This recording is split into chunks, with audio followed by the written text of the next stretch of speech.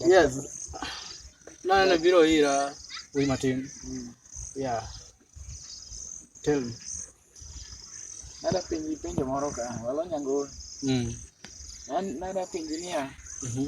Omiyo nyithindo manyiri kabiro iri, ne biro iri to ka un dakteche. Ibiro golo iye. Wane matokeo wingi. Kaka yani un dakteche. Nyithindo biro iri, golo iye. Koro en ang'o matang'e konyi nyithindo. Ka gisegolo iye, uneno ni moko tho, kata moko dhi marach, moko akia ni timore. Koro ineno Yani ok awinji maber. Itemo wacho ni yani nyithindo manyiri matindo thoro ga biro e osiptal to golo iye. golo iye. Kasto bang' iyudo ni cases gi mag tho wuok ga.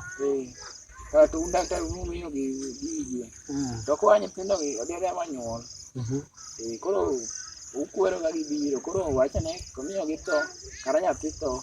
Mang'e ni sama ugolo icha, nyathi cha tho. Koro ng'eni chalo ng'ama minege, inyalo tho kata e lweti ya.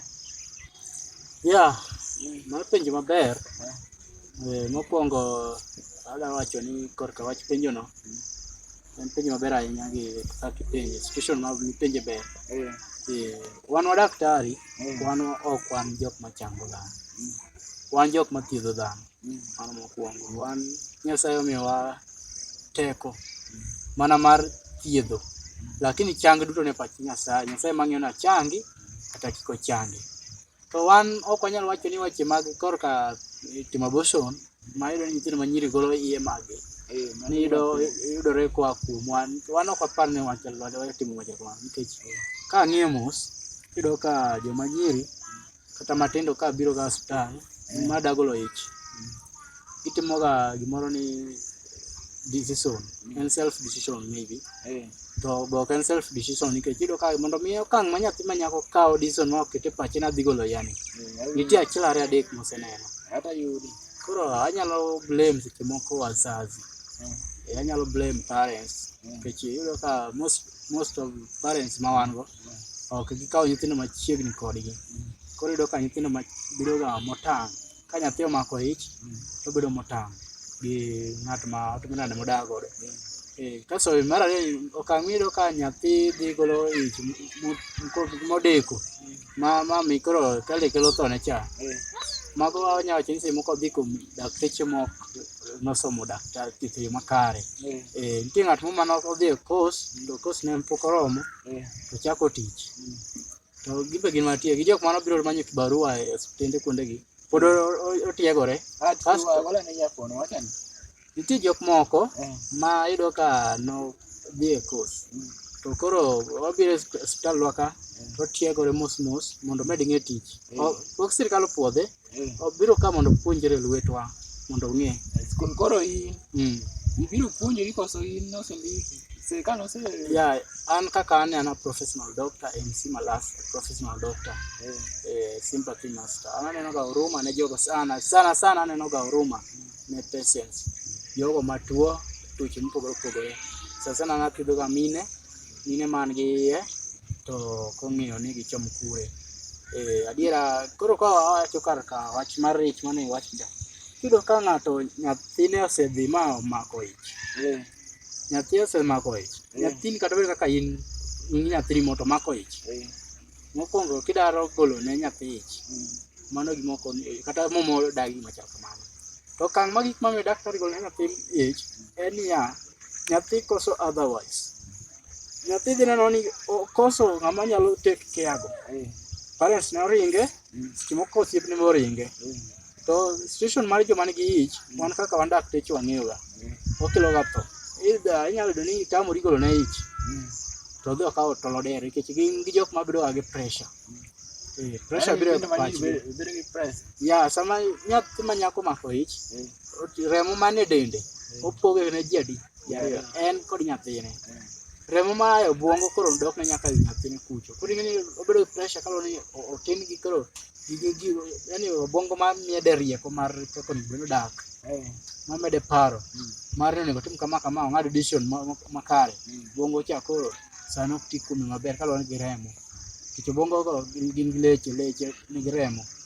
Koro gikalago ema kelo nyathi yani iyudo ni onyalo kodhi ng'ado paro ni an koro ka baba ok dwar kama nama kech osemukane e skul wacho ga no kichwanyore osechwanyore to in janyuol ok ikawo okang' makare mondo mi iluong nyathini kete piny ni nyathina na kama osetimore ni wawe kama otimore kama ibo bedo makare kik iluor to un jonyuol une mokasi nyithindo gi moko niya wan moko icheseka na pesa mang'eny abiro negi koro une momiyo nyithindo bedo paro koro bedo e klas moko ni timo ne nyathini maduong' mokwongo en nyako mar ariyo koro neno gichako nyamin gi maduong' koro ni bas ka baba notimo ne ng'ane akeyo kama to hata na uma odhi timo na nang'o yeye akelo penjo ni nyathina mone nitiere wadhi mako to nadhi afwenyo ni omako ikia kana dhi apenje koni di omui mano mi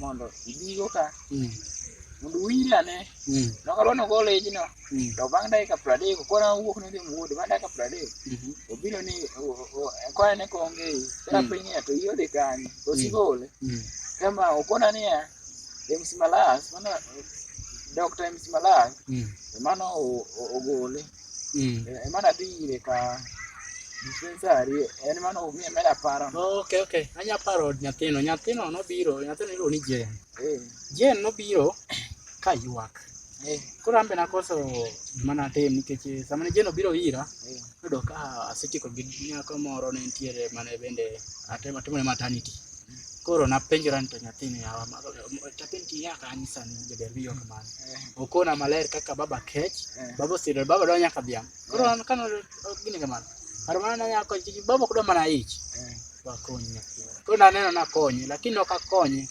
kuom wach ma Nyasaye ok akonye wambe gino wadak tech walemo kendo wawinjo rem nakonye mana kwa kuomi nikech janyuol ne idadhi ne nyathini koro kapok inege to eri waneg ma pok oneno piny cha to nen gima lich nikech an sani an gi remb nek maber koro joma jonyuol sani ka nyathino oyudo chandruok machal kamano bed gi nyathini piny wuo kode kaka nyathi koyudo ich onego bed ni bedo gi nyathi piny tiwuo kode yo mayom mamuol mondo nyathi chunye obed machiegni mar ariyo wuoyi momiyo nyathini ich kopo ni en nyathi sikul omiyo ich make sure ni tero kuom sirikal mondo okaw okang' nikech gimiyo nyithindo manyiri gi ich e pewe kuondegi to giwe nyithindo manyiri gi koso mabedo gi ich komochomo onge to yudo ka jonyuol madong' gi sitego nyathi osekawo pesa mang'eny kata seche moko garama mar siling 60-70 e skul high school pok nyathi osetieko skul nyathi pod kata ni primary yudo ni osemiyo ich